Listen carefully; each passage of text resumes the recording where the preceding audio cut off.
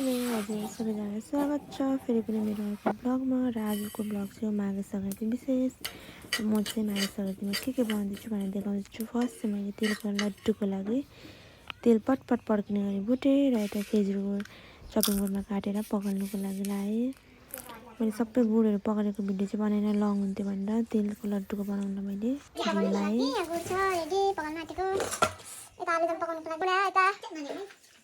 सेलरोटी नखाएर चटपटे खान्छ नि। सेलरोटीको लागि पिठो रेडी छ, अब पकाउन आँटेको छ। यो जुलाबिरा तिलको लड्डु चाहिँ एनेलाइदिएको सेलरोटी चाहिँ खाइसक्यो। लड्डु चाहिँ यता छ सेलरोटीको लागि। म खाँदिनँ, खा। नुन लगाएको अब सेलरोटीको लागि चिनी पर्दैन होला यति लाग्यो जस्तो पर्छ। अलैँची यति सेलरोटीको लागि कुट्न आँटेको मैले सुकमेल लङ अलैँची मेथी दाना यो चाहिँ कुटेर सेलरोटी बनाउनुपर्छ। लङ आँटेको रोटीको फर्स्ट अब मल सुरुवात भयो। मैले पकाइसकेपछि पकाउँछु हामी। मैले पकाइसकेको दामी भएको थियो।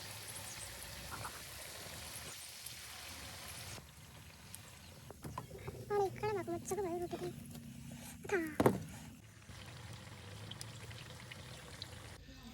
र अब चाहिँ आयो मेरो पाली। मैले चाहिँ पकाउँदैछु। म त्यस्तो एक्सपर्ट त होइन, तर पनि सिक्दैछु भन्दा नि आउँछ, तर जहिले पर्फेक्ट चाहिँ हुँदैन। तर पनि अब सिक्नु त परेन होइन। मैले पकाइसकेपछि चाहिँ आउँछ मेरो दिदीको पाली। अब चाहिँ पकाउँदैछ दिदीले चाहिँ मजाले बनाउनु थालेको थियो रोटी।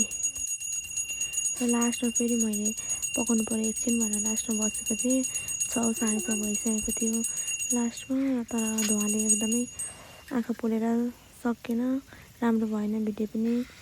यता चाहिँ मम्मीले पूजा गरिरहनु भएको थियो हाम्रो घरको मन्दिरमा। शङ्कर पनि बजेको सुनिराख्नु भएको छ तपाईँले। हामी चाहिँ खानु स्टार्ट भयो। आलुदम मजाको रोटी खानु पाएको। दिदीलाई चाहिँ भात दिनु हुने एउटा सेलरोटी छ कोही देखाएन। मेरो चाहिँ कति यस्तै फोरेनर भन्ने होला बाटो म्यागी ल्याइदिनु कहिले पनि खान्छु। त्यो हाते बैगुन चप आइता उयो नि लगाउनु नि अलि खालमा मिलाएर अन्त फेरि लगाइदिनु बैगुन चप प्याज अगाडि खानै मन लाग्छ नि किन भिडियो बनाइहाल्नु त्यसको लागि खान्न बैगुन चप प्याज हाल्नु दुईटा खान्न यो खान्न। हामी दिदीबहिनीको मुख बाङ्दैछ।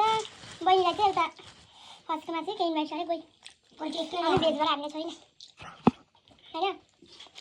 हामी चाहिँ सस्तानी पर्दैछ भनेर म बोलाएको अरे माइतीहरूले मलाई। यो चाहिँ दालको बनाएको होला मैले खसी काटेछ अरे कहाँ खसी काट्यो अरे आमा अमलको पार्टी दादा र सिलाइ खान्छ नि खसी काट्यो अरे सग्रातीमा। हामी चाहिँ मासु खाँदैनौँ नि त सग्रा चित्रीबानको यस्तै हुन्छ सग्राती मासु खाँदैन यस्तै मिक्स खानुपर्छ।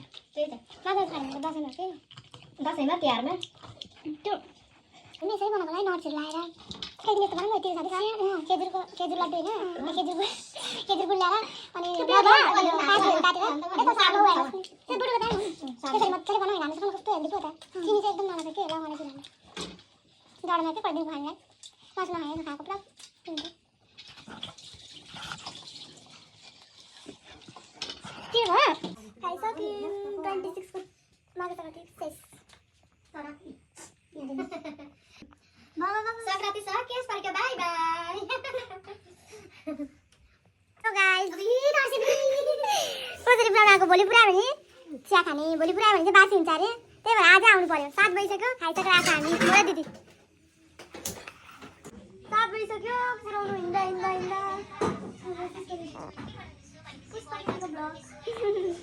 घरमा भर्खर चुला निस्केर तातो भएर स्वेटर नलाइनेको त म कक्रे त यहाँ त यता चाहिँ चिया पकाउँदैछु बडी दिदीको भाँडा डिस कसरी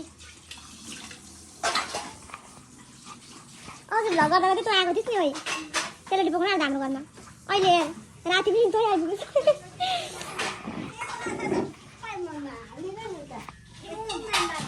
कल बढी हामी चाहिँ दुध खाँदैछु। के को दुध हो दिदी भन्? भैँसीको दुध। तँ नखाएको है?